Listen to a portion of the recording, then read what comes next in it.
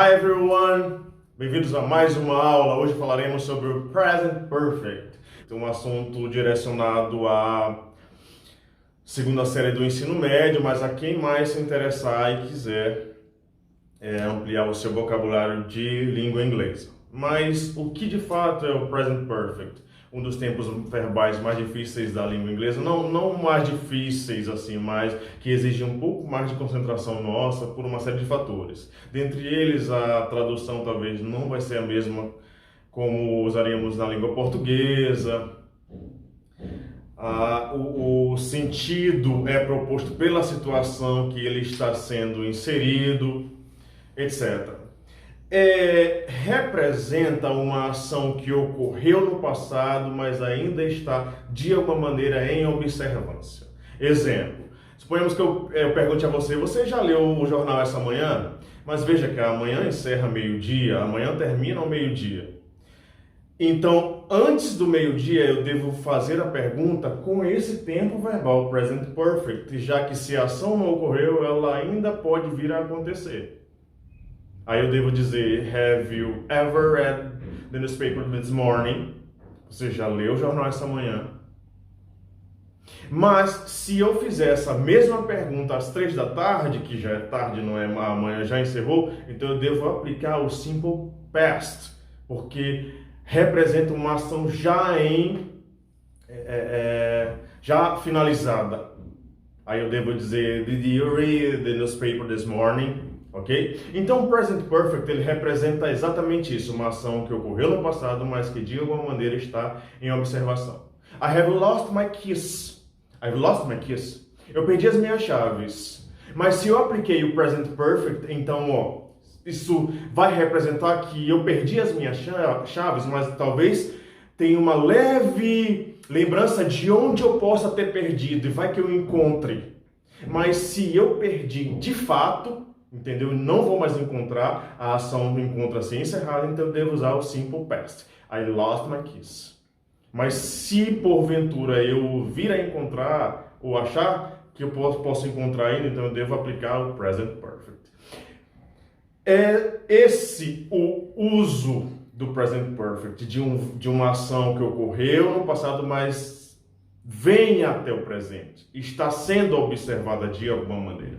E para você aplicar esse tempo verbal na oração, é necessário que você aplique o verbo have como auxiliar nas 3 formas frasais: na forma afirmativa, na negativa e na interrogativa. Até então nós aprendemos que os verbos auxiliares, eles não são aplicados nas orações afirmativas, só que as orações perfeitas em inglês, dos tempos perfeitos, elas precisam ser inseridos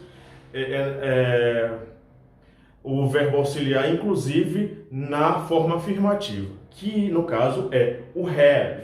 Então, como ficará a construção, a estrutura? O sujeito, o verbo have ou has, né, se for terceira pessoa, e o particípio passado do verbo principal. Bom, muito simples, vocês vão lembrar que nós já estudamos muito com relação a esses verbos regulares e irregulares e como eles são analisados. Os regulares vocês vão acrescer o ed ao seu passador, ao particípio. Já os irregulares, lembram? Desgraçado! Inferno! Inferno! Os irregulares precisam ser memorizados, mas é muito simples. Basta que vocês se predisponham a aprender, a se familiarizar cada vez mais, aí esse aprendizado ele vai fluir tranquilamente. Ok? Então, vocês vão aplicar o have associado ao past participle, particípio passado, do verbo principal e aí o complemento verbal. Olha esse exemplo aqui, ó. You have walked on this path before. You have walked on this path before. Você já passou por esse caminho antes. You have walked on this path before. Outro exemplo. I have traveled to Australia. Eu já viajei para a Austrália. I have traveled to Australia. To travel é um verbo regular. E por isso você basta acrescentar ed ao seu passado ou ao seu particípio passado. Ok? Bom, nas orações negativas, como já sugere a própria terminologia negativa, vocês vão precisar negar de alguma forma. Então vocês podem usar o not, que é um advérbio de negação, mas também pode usar o never, é muito usado, o never é muito usado nas orações no present perfect. Olha esse exemplo. They have never seen that movie before. They have never seen that movie before. Eles nunca viram aquele filme antes. Desculpe. They have never seen that movie before. Eles nunca viram aquele filme antes. Outro exemplo. Catherine has not found her keys. Catherine has not found her keys. Catherine não achou as suas chaves. A Catherine não encontrou as suas chaves. Nas orações interrogativas, aí a estrutura vai mudar, porque o que iniciou a oração, como todas as orações interrogativas em inglês, elas vão iniciar com o verbo auxiliar e em seguida colocaremos o nosso sujeito. Exemplo: Have you walked on this path before? Have you walked on this path before? Você já passou por esse caminho antes? Has he met the CEO of this company?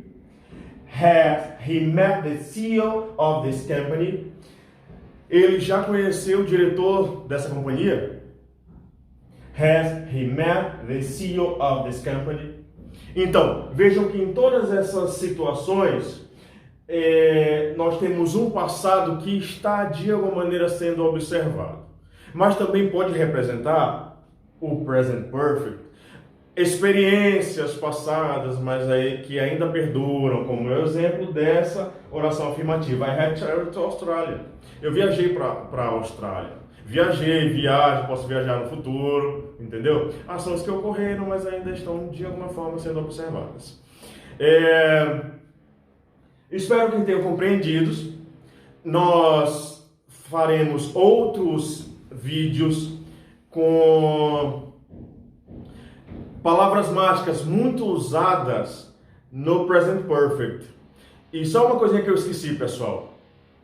Essas palavras, elas representam o início ou a duração de uma ação, ou outras palavras que são usadas nas orações interrogativas. São chamadas de palavras mágicas. E nós aprenderemos ela num outro vídeo.